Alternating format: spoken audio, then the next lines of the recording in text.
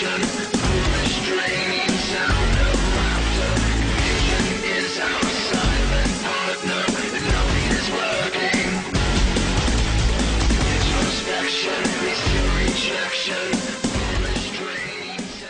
مثلا بتعمل ايه؟ مفيش وقت يا هبه. مفيش وقت على ايه؟ مذيع اسرائيلي طالع في القناه العاشره بتاعتهم بيقول ان الجيش الاسرائيلي يقدر يهزم الجيش المصري في 3 ساعات. ده فعلا. ده حقيقي. هو ما عندوش فكره الجيش بتاعنا ده عامل ازاي، وما عندوش فكره اصلا ميزانيه التسليح بتاعتنا بس عامله ازاي. دي كانت في سنه 2009 كانت حوالي 6.5 مليار دولار. الفكره مش في التسليح وبس، الفكره في عدد الجنود الذكور عندنا اللي صالحين للتجنيد 8 مليون ونص. بنتكلم في عدد سكان اسرائيل على بعض، رجاله بستات ببنات بشيوخ باطفال 7 مليون و700 الف. طب بقول لك ايه، ما تيجي بقى نوريهم الجيش بتاعنا المصري اللي ممكن اسرائيل تهزمه في 3 ساعات بس. نبدا بالقوات الجويه.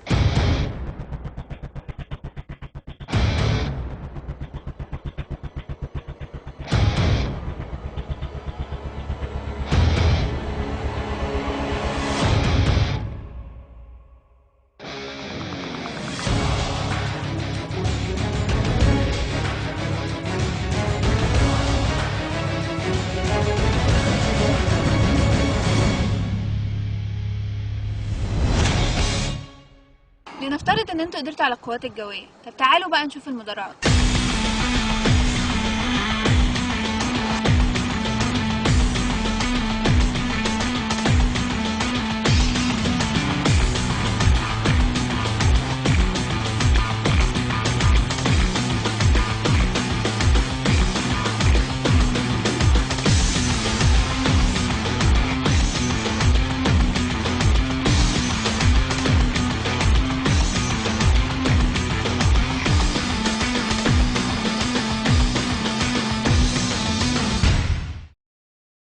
حتى المدرعات قدرتوا عليها.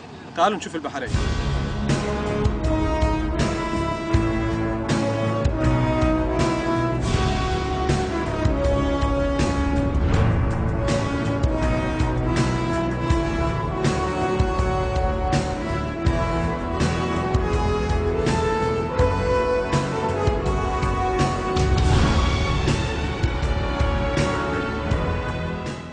طب وهتعملوا ايه مع الصعق؟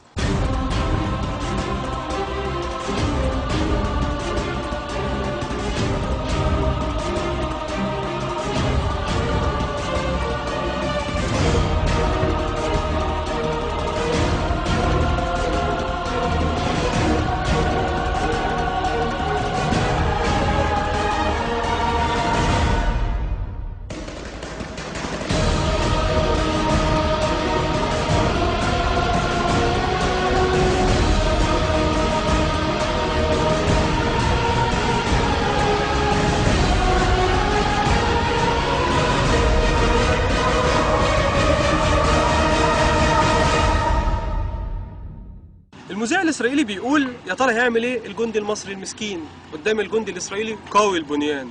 طب يلا نشوف الفرقه 3 سبعات اقوى واشرس فرقه قتاليه في العالم.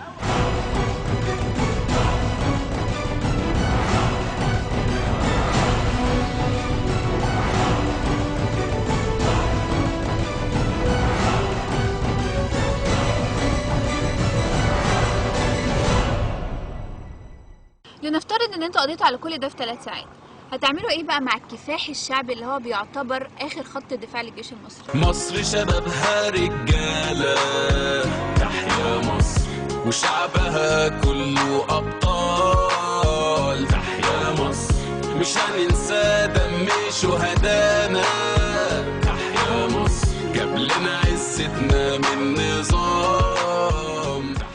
باختصار شوفوا الشعب ممكن يعمل ايه في العدو اللي جاي يحاربه ويستعمر بلده، وشوفوا اصلا الشعب المصري لما كانش عاجبه النظام اللي حاكم بلده خلعه ازاي.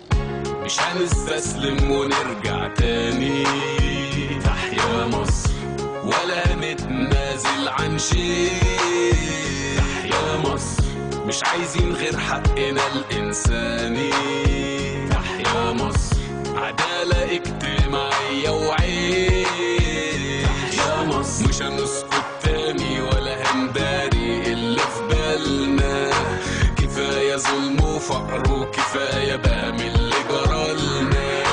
تحيا مصر وتحيا الحرية، ثورة حتى النصر في أم الدنيا دي.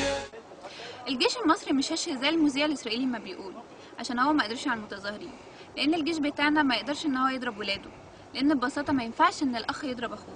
بس خلوا بالكم عندنا الاخ ما ينفعش يضرب اخوه، انما ولاد العم لو جم ساعتها هيتمنوا الموت لو فكروا يقربوا من جندي مصري، وساعتها مش هيطولوه. وبعدين طالما انتوا جامدين قوي كده ليه قدمتوا لنا اعتذار؟ عايز اقول لكم حاجه، الشعب المصري سواء رجاله بنات اي حد، والجيش اولهم، بيحب الموت قد ما انتوا بتحبوا الحياه. عارفة قبله أبقى مين؟ أبقى كلمة كل عصر، اسمي إيه وبكل فخر، اسمي أعظم اسم،